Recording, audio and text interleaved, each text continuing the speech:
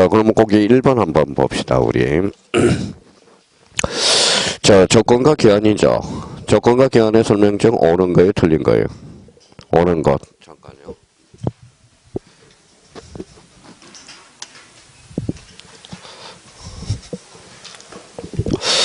자, 1번의 조건과 기한에 관한 설명 중 옳은 것.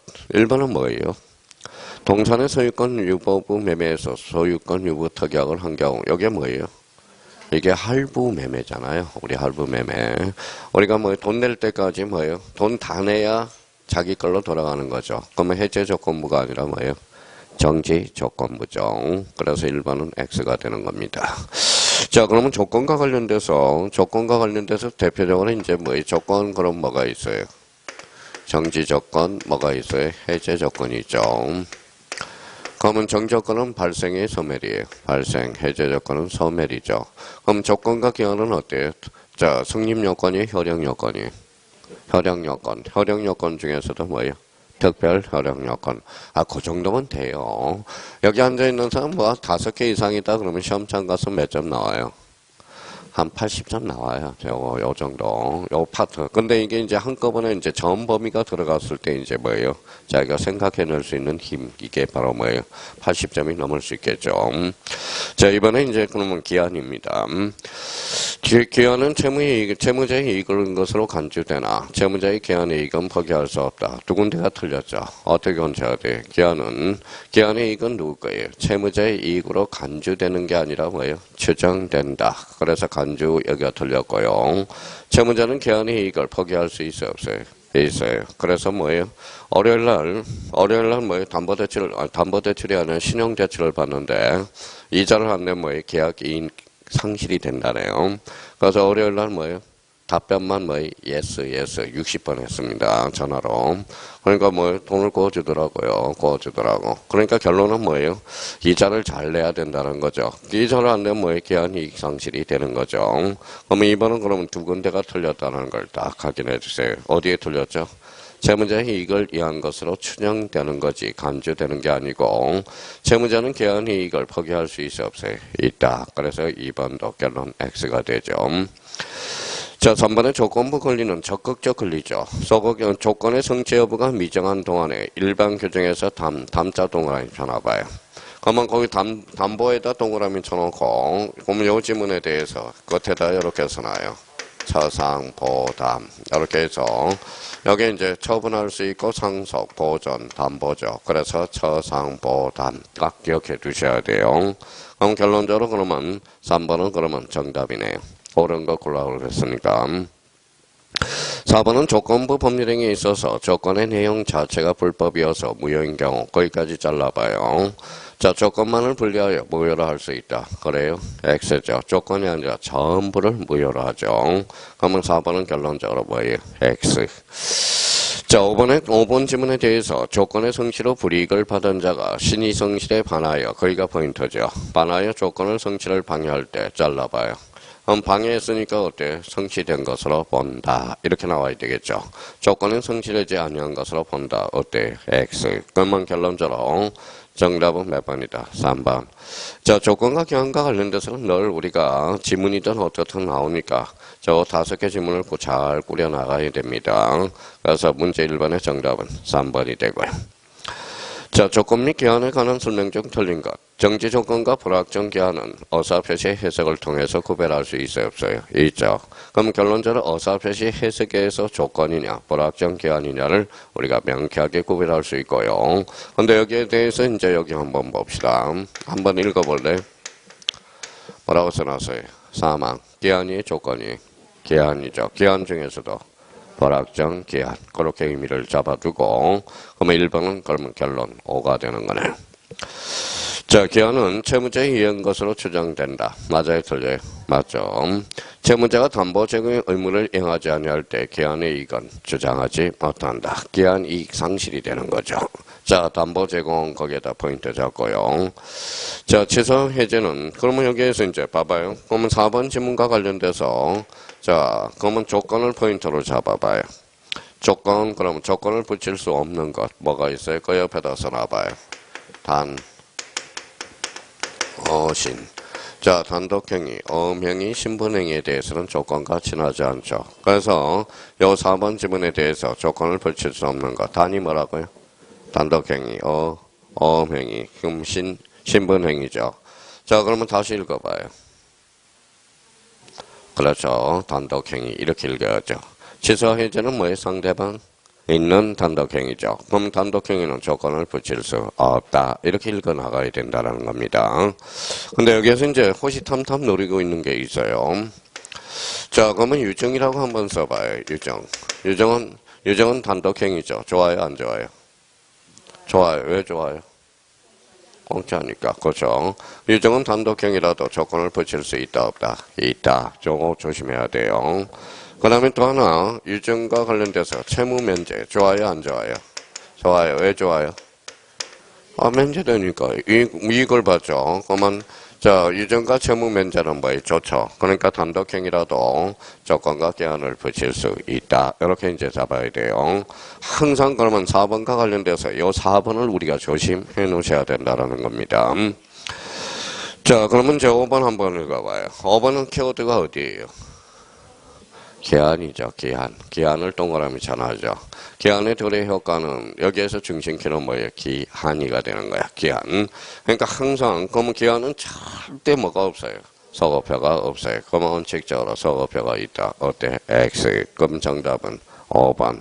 그러니까 하나 더 맞고 하나 적게 맞는 게 이게 중요한 게 아니라 자기가 뭐예요? 급하면 조건이 기한으로 보이고 기한이 조건으로 보인다라는 거예요. 그럼 그 밑에 봐봐요. 이렇게 나왔다. 그럼 봐봐요. 시험장 가면 이것도 진짜 많이 틀리죠. 자, 기간은 부관이다. 어때요? X죠. 기간은 부관이 아닙니다라는 거예요. 여기 어디가 틀렸어요? 한이죠. 그 기간이 아니라 기한이라는 거 다시 한번 적고.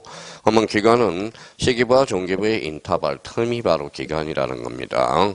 그러면 기간은 부관이다. 결론 X가 돼. 그러면 여기 이제 부관이다. 부관이란 뭐예요? 이렇게 나와야 되겠죠. 당사자가 부관은 뭐예요? 약간 이렇게 나와야 되겠죠. 잠깐 건치니까 뭐예요? 부관. 그렇죠. 그럼 만약에 또 이런 지문에도 많이 당한다고 봐봐요.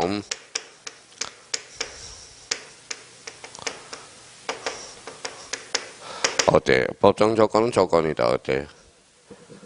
법정 조건은 조건이다. 어때요? 한번 이게 이제 그렇게 이제 이 시간 이후로부터는 이렇게 여기에 X다 그러지 말고 당연히 X죠. 그럼 기억나는 것은 X밖에 없어요. 그러면 저희가 간단한 질문이지만 이렇게 따지라고요. 자, 법정 조건은 여기죠. 그럼 법정 조건에서 키워드는 뭘까요? 법정이죠. 그럼 무슨 규정이에요? 법률 규정. 요거는 읽어봐요. 법률 행위거든. 여기 봐봐요. 당사자죠. 앞에는 무슨 규정? 법률 규정. 뒤에는 같이 해달라요. 다르죠. 그럼 결론 법정 조건은 조건이 아니다. 이렇게 해석할 수 있도록. 그러니까 자기가 자꾸 틈을 살려야 돼요. 이걸 해석할 수 있는 수학 문제 풀듯이 자기가 뭐 기간이 걸리더라도 그럼 10문제를 다 푼다 생각하지 말고 10문제를 뭐요? 제가 시간을 걸리서라도 뭐 시험장이 아니니까 하나라도 정확하게 풀 수 있는 것. 이게 바로 실력으로 가는 기준길입니다. 그러니까 봐봐요. 시간이 없다고 봐봐요. 대충 찍어봐요. 답 사이를 빼어가요. 막 피해갑니다. 그러니까 저희가 그러면 정확하게 우리가 잡아놓는 거 이게 중요하다라는 거예요. 그럼 이번에 정답은 몇 번? 5번이다. 이렇게 이제. 자, 나올 지문은 이제 다 나왔어요. 이제 봐봐요. 법률행위 조건의 기한에 관한 설명 중 옳은 것은 조건의 성취가 미정한 권리는 잘라봐요. 그러면 거기에서 이제 적극적 권리죠. 조건도 적극적으로 보호하죠. 그러면 아까 봤던 처분할 수 있다. 자, 처상보담 처분 그래서 있다 없다가 아니라 있다. 그래서 그럼 저희가 요걸 끌어놔서 처상보당 다시 한번 숙제해보죠. 처가 뭐예요? 처분, 상속, 보전, 담보죠. 그러면 처상보담 자꾸 숙제해놔야 돼요. 자, 이번은 시기 있는 법률행위는 잘라봐요. 여기에서 포인트는 뭘까요? 시기죠. 시기가 뭐예요? 시작이죠. 시작. 그러면 시작이라는 것은 뭐예요? 자, 그럼 결론적으로 발생의 소멸이 발생. 그러면 결론적으로 기한이 도래한 때로부터 효력을 잇는다. 어때? X 생긴다. 이렇게 나와야 되겠죠. 그러면 결론적으로 2번도 결론 X. 자, 그동안 이제 최근에 이제 제일 많이 출제된 게 3번이야. 3번. 3번 지문과 관련돼서. 그럼 그 밑에다 저희가 여기 한번 해봐요. 자, 사실 어려운 것도 아닌데 너무 이거를 어렵게 생각해요. 그러면 저희가 이렇게 써서 다시 한번 정리해봐요. 기성 조건이 있고, 그 다음에 뭐예요? 불능 조건이 있죠. 그럼 정지 조건과의 관계, 그 다음에 해제 조건과의 관계, 이걸 딱딱 정리해서 그러면 다시 저희가 한번 해봐요. 자, 이거 첫 자를 따서 외우고 있는지 생각하면서 숙제하고 있는지. 보통 보면 여기 부분에 한 10번 중에 절반은 뭐예요? 그냥 생각 없이 첫 자 따서 외우는 사람이 많을 거예요. 자, 기성 조건이 뭐예요?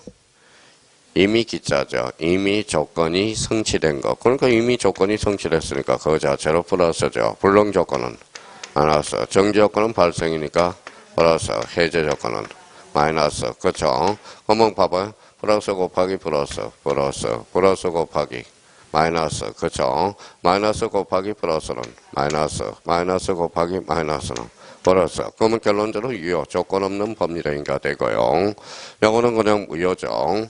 자, 불능 조건이 정지 조건이면 뭐예요? 무효. 정말 불능 조건이 해제 조건이면 조건 없는 법리행위가 돼서 뭐예요? 유효. 그러면 보통 보면 이걸 이렇게 따서 사는 사람 많아요. 정유 이렇게 따지 말고 그러면 이걸 관련돼서 불능 조건 밑에다 써요. 어차피 객관식이니까 뭐라고 써요? 마이너스. 해제 조건은 마이너스. 그럼 마이너스 곱하기 마이너스는 플러스. 그럼 무효다. 어때? X. 유효다. 유효. 최근에 이제 29회 때 30회 때 지금 출제된 게 3번 지문에 대해서 우리가 정확하게 확인해 줄 필요가 있어요. 자, 그러면 3번도 X네요. 4번이 조건이 선량한 풍속 기타 사회질서에 위반한 경우 나왔네요. 조건만이 무효이고 법리행위는 유효다. 어때? X. 전부를 무효로 하죠. 그러면 3번은 결론 X. 자, 불확실한 사실이 발생할 때 이항기한으로 정한 경우 그 사실이 발생할 불가능하게 될 때 기한에 도래한 것으로 본다. 정답은 몇 번? 5번. 이렇게 해서 지금까지 1번, 2번, 3번 요 정도만 자기가 자유자재로 애워서 풀고 있는지 이해하면서 풀고 있는지 요 세 개 정도만 풀면 시험장관 무조건 일단 2.5%는 확보가 되는 겁니다. 그래서 자 3번의 정답은 몇 번? 5번이 된다라는 거. 자, 그러면 이제 4번의 물건의 객체, 그러면 물건의 객체에 대한 설명으로 틀린 것은 물건의 객체는 원칙적으로 읽어봐요. 특정되고 독립해야 돼. 자, 특정하고 독립한 물건이어야 되겠죠. 영입 물건은 일물일 건지 입에죠. A죠. 그러면 토지와 건물의 일부 동그라미. 일부에 대해서 설정할 수 있다, 없다? 있다. 전부에 대해서도 가능하죠. 자, 한편의 토지 일부에 저당권 줄쳐 나와요. 저당권 앞에 뭐가 붙었죠? 토지의 일부. 부동산 일부에 저당권을 설정할 수 있어, 없어? 없어. 아파트 분양권은 소유권의 객체가 될 수 없다. 맞고요. 집합물의 저당시 성립한 후에 구성물의 변동이 있게 되더라도 특정성은 읽어봐요. 상실되지 않는다라는 거. 정답은 몇 번? 5번. 이렇게 되는. 자, 요 4번 지문과 관련돼서 상당히 중요합니다. 그러면 요건 이제 등기법에서는 더욱 하이라이트죠. 자, 그러면 그 밑에다 이렇게 한번 써봐요. 자, 저희가 다시 한번 이렇게 해서 자, 부동산 일부 수없이 한 거죠.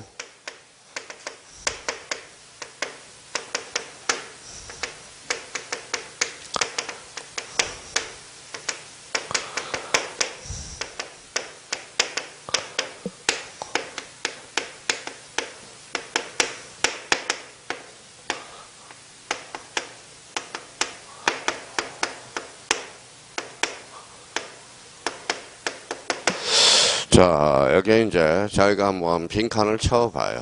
이 부분에 대해서.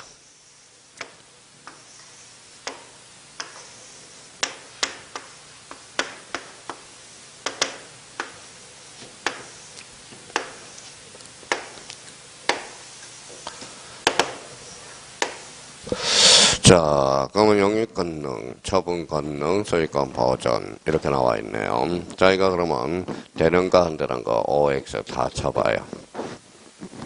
사실 이게 몇 문제짜리냐?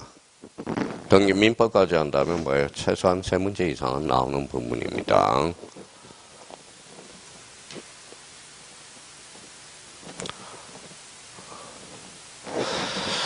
자, 여기 한번 봅시다. 이제 적어놓고. 여기 한번 읽어볼래요? 권리가 뭐예요? 권리란 법이 주는 힘 또는 이익. 권능이란 권리를 이루는 개개의 사실. 근데 좀 속상한 게 있어요. 자, 모 공법 선생님이, 우리 공법 선생님이 아니고요. 모 공법 선생님이 뭐예요? 공법을 강요하면서 법이 전공이 아니야. 전공이 아니니까 뭐예요? 공법을 어떻게 뭐예요? 그러면 결론 이 공법 선생님도 결론적으로 뭐예요? 애워서 강의를 하고 있다라는 겁니다. 그런데 공법 교수님이 권리도 모르고 권리다 강의를 하는 교수님이 한 수없이 많아요. 공시법 선생도 마찬가지고. 그러니까 권리라는 개념은 알아야지. 그러니까 이 권리를 설명을 못하는 사람은 전공이 법을 아는 사람은 설명을 잘 안 하고 그냥 권리가 뭐 그렇게 중요하냐 그렇게 생각하는데 법을 전공하는 사람은 이 권리라는 것은 엄청나게 중요한 거거든. 권리라는 것은 다시요 뭐라고요? 법이 주는 힘 또는 이익. 그러면 저 권리를 이루는 개개의 요소를 뭐라 그래? 이게 권능이야. 권능이란 권리를 이루는 개개의 사실. 이게 뭐라 그래? 권능이라고 그러는 거야. 권능. 그러면 우리가 그러면 영의 권능은 무슨 권능이 있다는 거예요? 사용과 수익 권능. 그러면 한번 봐봐요. 부동산 일부에 사용 수익할 수 있어 없어요? 있어. 부동산 전부도 있죠. 권리 일부를 뭐라 그래 아까? 지분이라고 그랬죠. 그러면 권리 일부에 대해서 사용 수익할 수 있어 없어? 없어. 왜? 그 지분의 사용 수익이 가능하다면 뭐예요? 이거는 처분 행위가 발생해 버리거든. 그러면 권리의 전부는 돼야 안 돼? 돼요. 그러니까 확실히 이제 여기에 이제 계속 하다 보면 이제 요것만 보이면 뭐예요? 영의 권능만 나오면 뭐가 틀렸죠? 지분. 그럼 영의권에는 지분이 있어 없어? 없어. 그러니까 자기가 지분을 찾아내는 선관이 필요하다라는 겁니다. 자, 그럼 봐봐요. 선관이 없는 사람은 이게 봐봐요. 대지권에 대한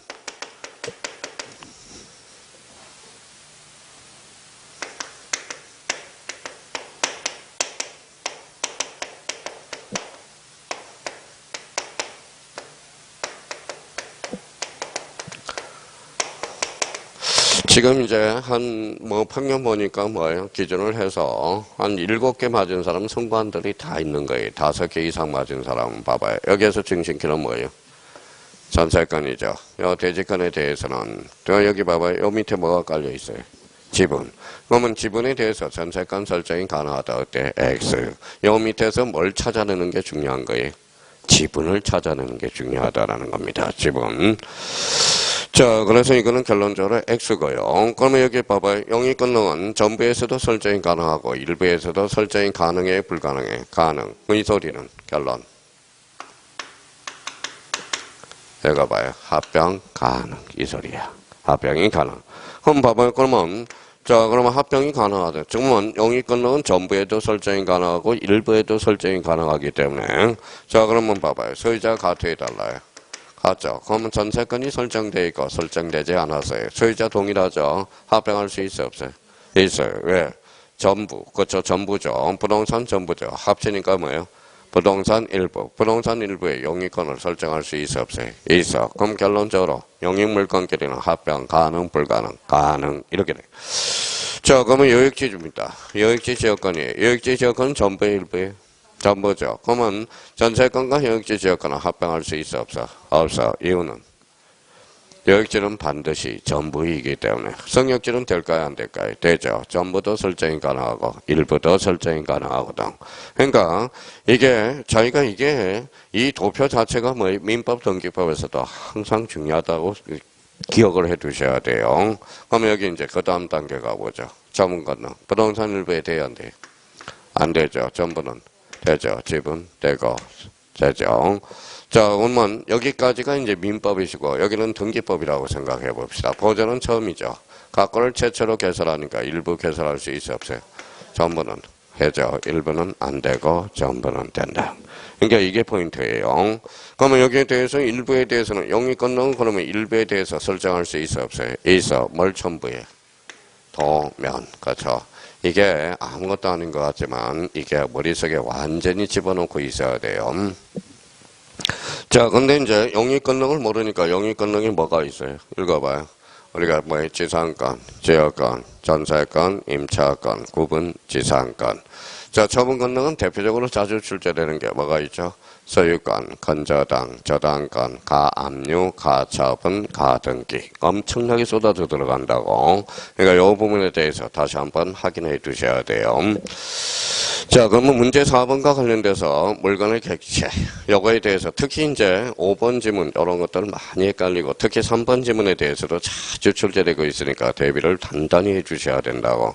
그러니까 요 지문 자체가 중요한 게 아니라 요 지문을 가지고 다른 지문에다 사용할 수 있도록 자꾸 응용력이 발생해야 된다라는 거예요. 정답은 몇 번이다? 5번. 그렇죠. 자, 그러면 이제 5번 지문과 관련돼서 물건이 아닌 것. 올해 나와요, 안 나와요? 나와요. 왜 지문으로 나올까요? 이렇게 나올까요? 지문으로 나와. 지문으로. 다음 중 물건과 관련된 설명 중 틀린 것. 그러면 자, 물건이 아닌 것 이렇게 나오네요. 그러면 1번은 뭐예요? 무슨 건? 온천건. 온천건은 물건이 아니죠. 자, 그러면 거기에서 물건이 아닌 것 그러면 대표적으로 꼭 기억해 둘 게 있어요. 뭐예요? 온천공사 이렇게 한번 잡아놔요. 워낙 자주 출제되기 때문에 온천공사. 근데 온천공사 걸어놓고 온천공사가 뭔지를 몰라요. 여기 읽어봐요. 온천권, 공원이용권, 사도통행권 읽어봐요. 온천공사 딱은. 자, 근데 참 성적을 맞춰보면요. 부지런히 온다고 공통점들이.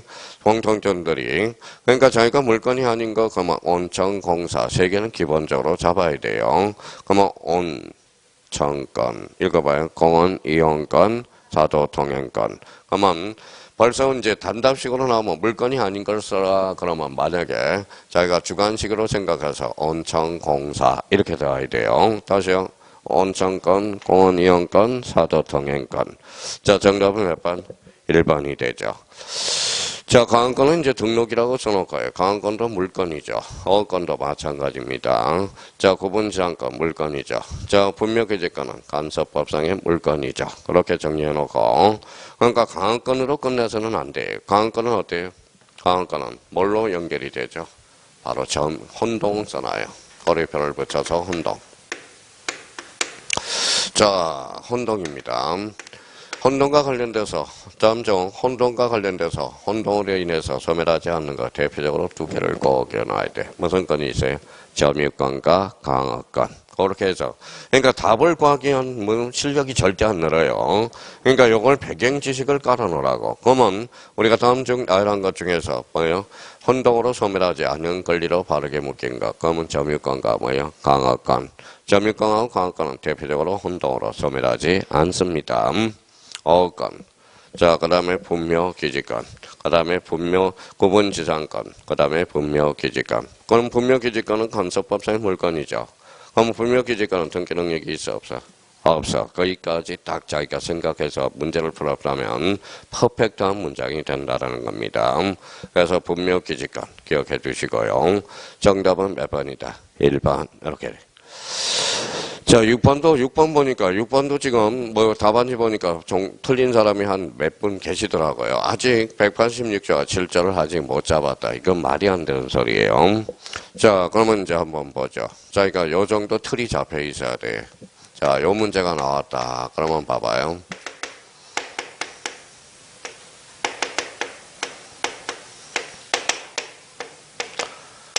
자, 186조가 뭐예요?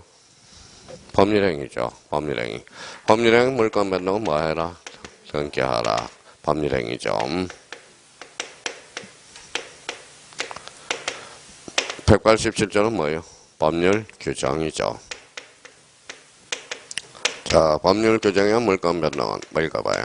등기 없이도 물건 변동이 발생하나 단 처분하려면 등기하라. 이렇게 틀이 잡혀야 돼요. 그럼 여기 한번 봐볼래? 무슨 행위예요?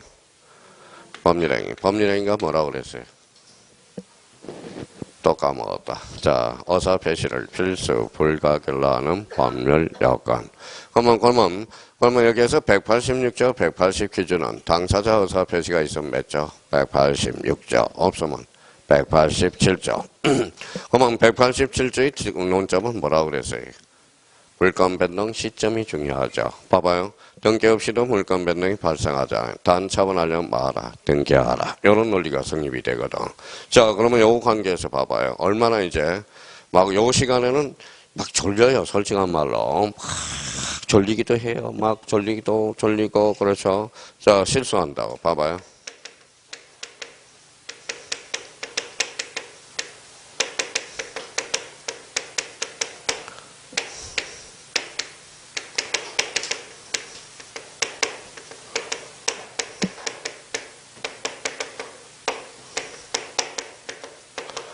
자, 한국말은 끝까지 가봐야 돼요. 읽어봐요. 법정사건의 취득. 등기할 필요 있어요, 없어요? 몇 조로 가죠? 187조. 그렇죠. 처분하려면 말아. 등기하라. 여기 저 봐봐요. 요 지문하고 비교해봐요. 법정사건의 취득에 대한 처분. 어떤 등기해야 돼요? 해야죠. 읽어봐요. 처분하려면 말아. 등기하라. 근데 항상 여기 봐봐요. 실수가 많은 사람들은 여기만 본다고요. 여기 봐봐요. 법정사건, 법률 규정 바로 187조로 빠지면 안 돼요. 한국말은 끝까지 가봐야 돼요.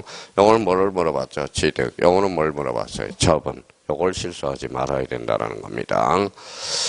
자, 그러면 여기 이제 한번 봐봐요. 또 하나, 요거 국격이 딱 설정이 돼야 되고, 여기에 대한 예가 있어요, 없어요?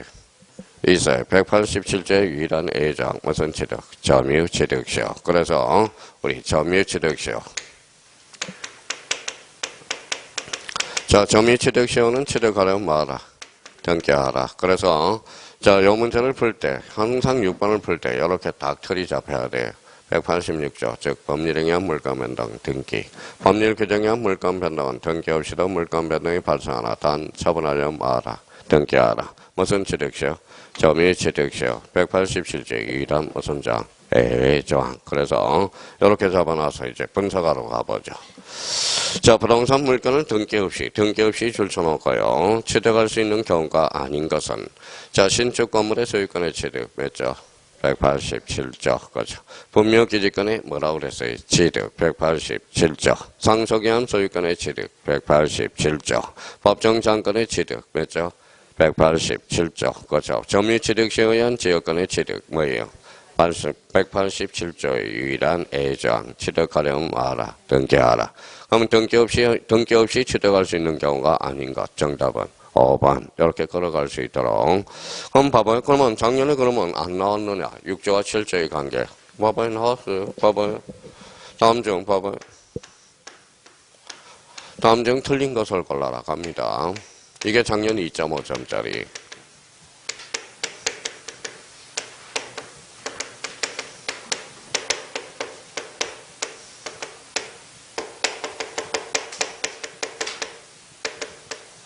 자, 이행 판결은 등기 없이는 물건이 변동한다. OX, X. 그쵸, 어디가 틀렸어요? 등기 없이. 이행 판결은 몇 조죠? 186조거든. 이게 작년 기출문제야. 작년에 2.5점짜리. 그러니까 시험이 어려운 것만 나오는 게 아니에요. 그러니까 어려운 거 풀 필요가 없어요. 이런 문제를 정확하게 풀어놓는 게 중요해요. 점점 갈수록 문제가 짧아집니다. 저는 문제가 길어지지 않아요. 긴 문제들은 잘 풀어. 잘 푸는 이런 것들을 잘 푸는 게 그러면 26회 때 한번 봐볼까요? 여기 한번 읽어볼래요? 26회 때 2.5점짜리. 자, 공유물 분할 판결은 몇 조예요? 187조죠. 그러면 공유물 분할 판결은 등기해야 물권 변동이 발생한다. 어때? X.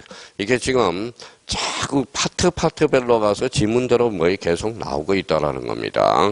그러면 흔들리지 않을 게 뭐가 있어요? 바로 요거야. 자, 등기와 관련돼서 요걸 머릿속에 딱 등기와 관련돼서는 머릿속에 이걸 딱 집어넣고 있어야 된다는 거예요. 그러면 결론적으로 법률에 의한 물권 변동은 몇 조로 간다? 186조. 그러면 등기 없이도 물권 변동이 발생하는 거 법률 규정이죠. 한번 이제 봐봐요. 읽어봐요. 186조. 그렇죠. 그러면 우리 등기법에서는 때와 장소를 가려서 아까 특별조치 보면 쌍무, 편무. 그렇죠. 편무계약. 이게 머릿속에 자꾸 떠올라요. 때와 장소를 가려서 자기가. 그러면 때와 관계, 어떨 때는, 요때 나올 때는 뭐예요? 186조 계약이죠. 그러니까 몇 조로 가요? 186조. 그러면 우리가 특별조치법에 가면 정의가 아니라 뭐예요? 편무계약. 이렇게 떠오를 수 있도록. 그게 무슨 역이에요? 순발력이에요. 순발력. 봐봐요. 근데 갑자기 여기 봐봐요. 이런 문제가 뭐예요? 29회 때 출제됐다고. 자, 봐봐요.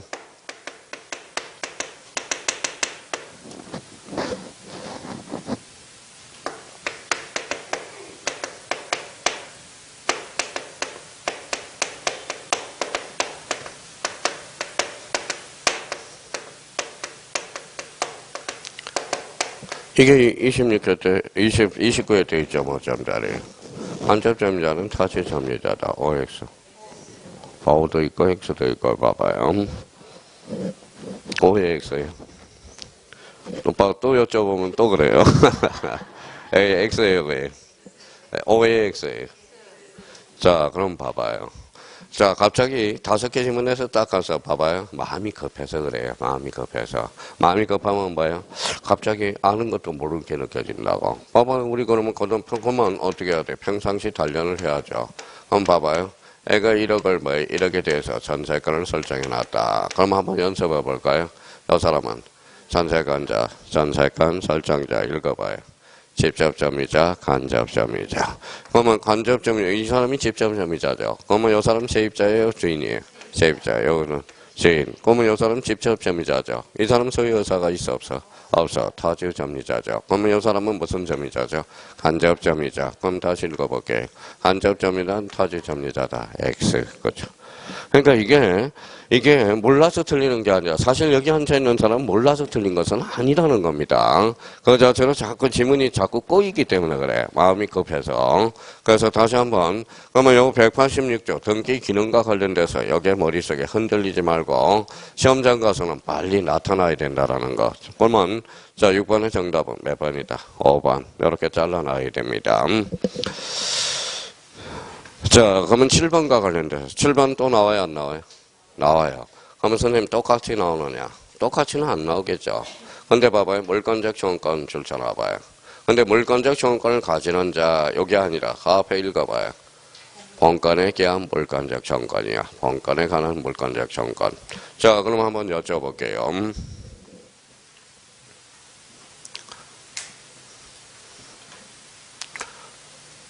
자, 이거는 근본적으로 이걸 모르는 거예요. 사실 따지고 보면.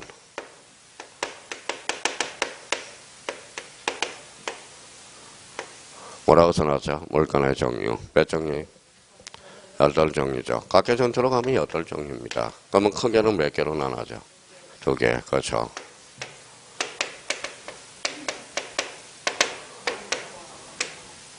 그거예요. 사실 이 문제를 모른다는 것은 물건의 종류도 사실 모르고 있다는 거야. 결론은 크게 입체화시키는 거. 자, 그러면 읽어봐요. 무슨 건? 점유권, 본권. 그렇죠. 물건적 정권은 크게 몇 종류다? 2종류가 되죠. 점유권에 대한 물건적 정권과 본권에 대한 물건적 정권. 자, 그럼 봐봐요. 그러면 자, 여기에서 이제 물건적 청구권 그러면 물건적 정권은 하면 뭐예요? 크게 2종류로 나눠지죠. 읽어봐요. 점유권의 본권에 대한 물건적 정권, 본권에 대한 물건적 정권. 점유권에 관한 물건적 정권은 뭐예요? 이게 일명 점유보호 청구권이 돼. 그러면 각각 그러면 점유보호 청구권은 몇 종류가 돼? 3종류 있죠. 반환, 제거, 예방. 본권에 대한 청구권도 반환, 예방, 제거, 예방이죠. 그러면 본권은 뭐가 있어요? 자, 소유권과 뭐가 있죠? 제한물권. 제한물권이 있죠. 그럼 제한물권은 다시 뭐가 있어요? 용익물권이 있고, 용익물권은 뭐예요? 지상권, 지역권, 전세권이 있다고. 전세권. 그럼 담보물권은? 자, 유치권, 그 다음에 질권, 저당권이 있죠. 그러면 저희가 이 물권의 체계에서 이제 끌어내봐요. 자, 읽어봐요. 유치, 그렇죠. 유치, 즉 점유죠. 점유. 유치권은 점유를 요소로 하죠. 점유를 상실하면 뭐도 상실이? 유치권. 그러면 여봐요. 좀 유치권은 읽어봐요. 담보죠. 여기는 뭐예요? 제한물권. 여기 봐봐요. 본권. 근데 유치권은 본권에 대한 물권적 청권을 행사할 수 없어. 점유권에 대한 물권적 청권을 행사하지. 그러면 2번은 일단 제외돼. 2번 봐봐요. 2번은 무슨 권자? 유치권자. 유치권자는 가로 읽어 점유권에 대한 물권적 청권이야. 점유를 요소로 하기 때문에. 그래서 호시탐탐 노리고 있는 거고요. 근데 문제는 그러면 2번 쓴 사람도 꽤 있을 거라는 거야. 그러면 유치권자는 뭐예요? 본권이 아니라 뭐예요? 점유에 대한 물권적 청권이라는 거야. 자, 그러면 이제 지금 문제는 뭘로 물어봤죠? 이걸로 물어봤잖아요. 본권에 대한 물권적 청권을 물어봤죠. 그러면 일단은 그 의미가 되고요. 자, 여기에서 그러면 여기 봐봐요. 그러면 자, 지상권, 지역권, 전세권이죠. 자, 그러면 여기 봐봐요. 전세권, 지역권, 지상권 읽어봐요. 영입물권 읽어봐요. 제한물권 이거는 본건에 기한 물권적 정권은 몇 개? 3개. 반환, 제거, 예방. 근데 여기에서 조심할 거는 지역권은 점유를 요소로 해야 하네. 안 하죠. 그러면 29회 때 지역권에서도 반환 정권을 행사할 수 있다. 어때? X. 이게 29회 때 2.5점짜리고요.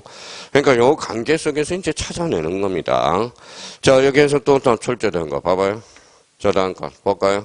저 다음 건 읽어봐요. 담보물건, 제한물건, 본건이죠.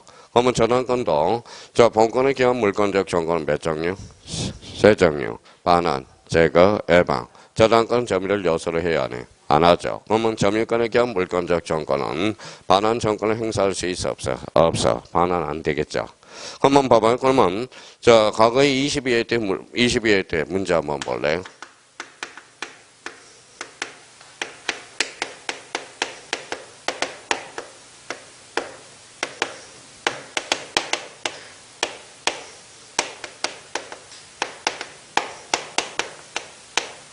자, 이렇게 나왔다고 있어봐요. 저당권에 있어서 물권적 정권은 모두 준용한다. 어때? X. 봐봐요. 물권적 정권은 몇 종류가 있느냐? 불러봐요. 반환, 제거, 예방. 요 중에서 반환 정권을 행사할 수 없다. 그러면 저당권에 있어서 물권적 정권은 모두 준용한다. 어때? X. 뭐는 제외된다. 반환. 이게 자기가 잡아내야 된다라는 겁니다. 자, 그러면 특히 이제 요거 호시탐탐 노리고 있는 게 요 유치권 조심해놔야 되겠죠. 자, 그러면 이제 2번과 관련돼서 이제 설명이 됐고요. 자, 그러면 이제 그 밑에 한번 봐볼래? 가등기 담보권자 찾았어요? 예, 담보 동그라미 쳐놔봐요. 담보 찾았어요? 그럼 여기 한번 봐봐요. 자, 그러면 담보, 그렇죠. 읽어봐요. 담보, 읽어봐요. 자, 물건. 그렇죠. 정답은 몇 번? 1번. 그렇죠.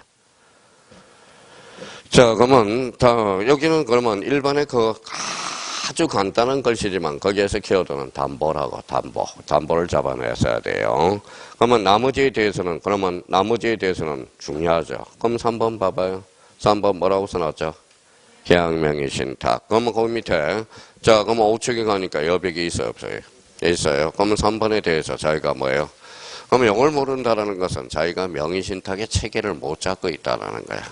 명의신탁을. 그러면 진짜 한번 자기가 이렇게 한번 써봐요.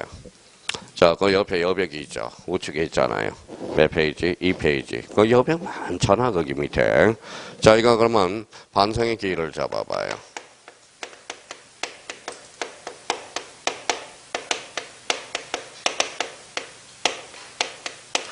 자, 뭐라고 써놨죠? 명의신탁의 종류. 크게 몇 종류? 크게라고 그랬으니까 두 가지 편제로 나눠지죠.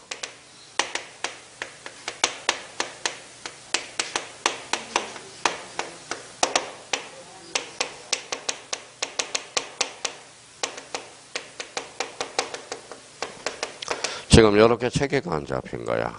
그러면 우리 명의신탁의 종류는 크게 등기 명의신탁과 뭐예요? 계약 명의신탁. 계약 명의신탁은 그러면 뭐예요? 정기 명의신탁은 2자간 명의신탁과 3자간 명의신탁이 있어요. 자, 그러면 2자간 명의신탁을 뭐라고 그래요? 자, 그러면 자, 이거 봐봐요. 2자간 명의신탁을 뭐라고 그럴까요? 봐봐요. 그러면 설명 한번 들어봐요.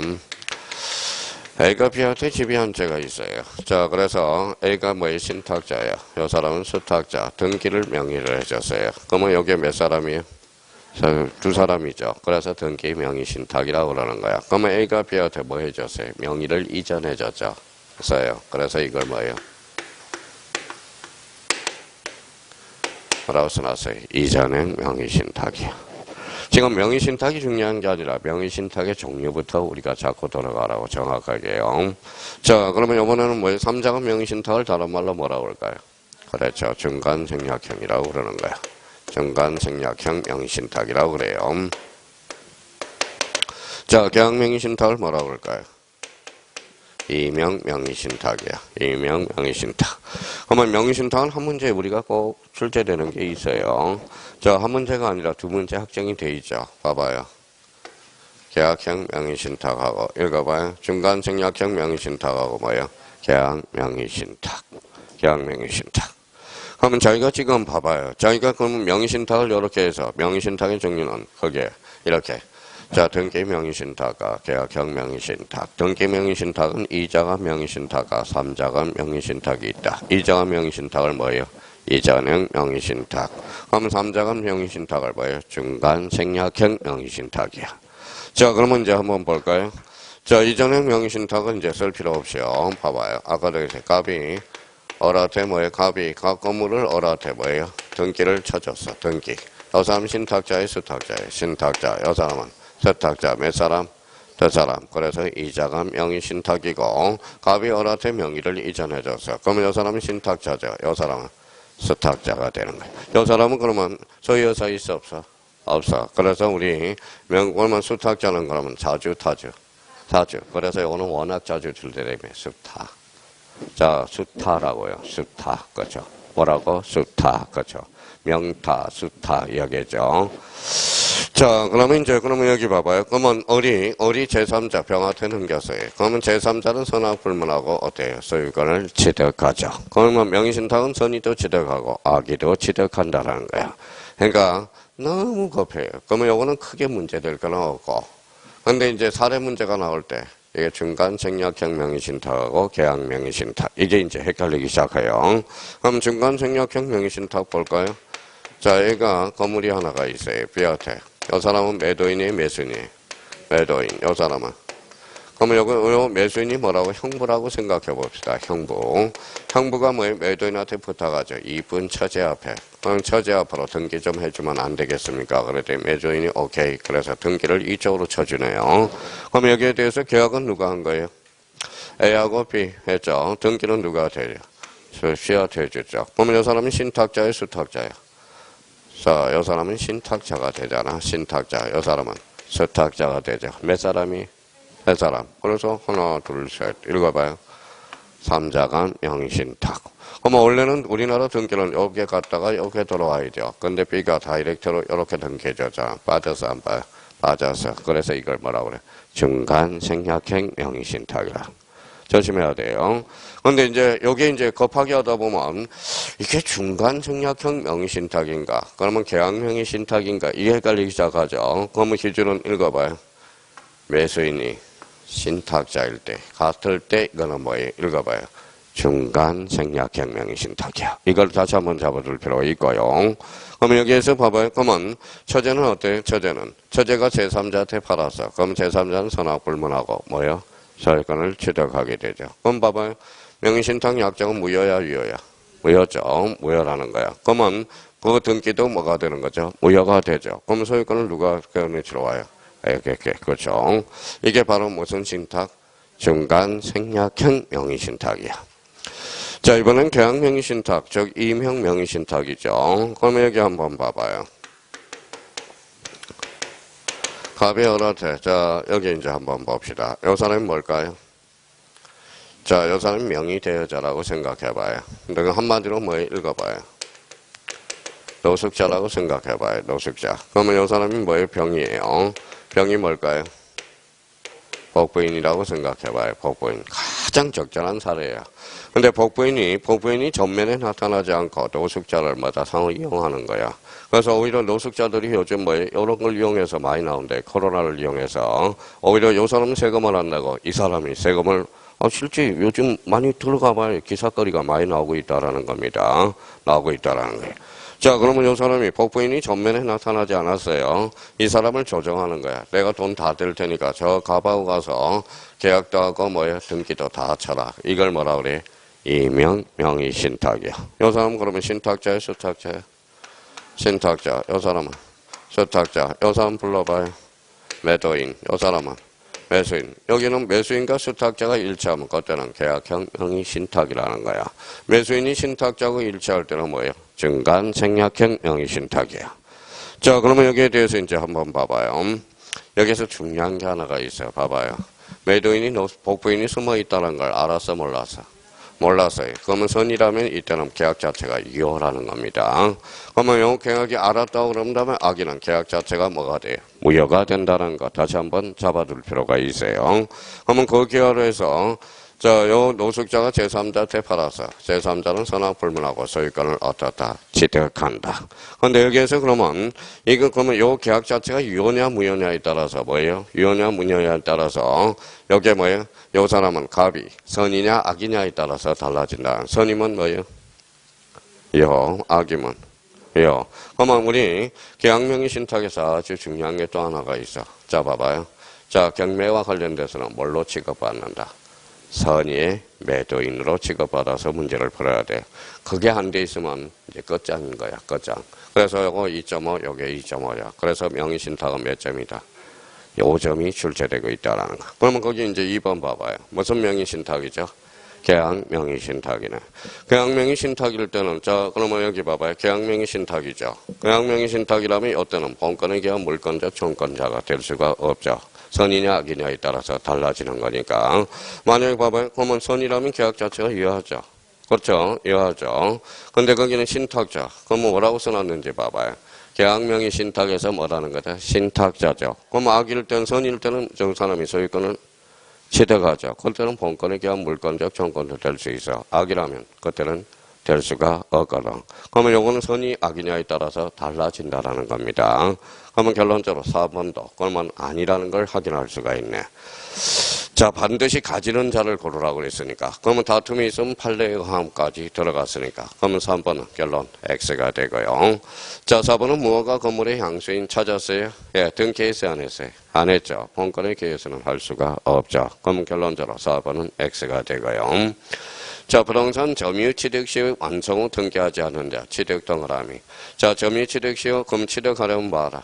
등기하라. 그 밑에 이전 등기 청구권이죠. 이때는 채청 물청, 채청, 거죠. 채청은 몇 년의 시효에 걸려?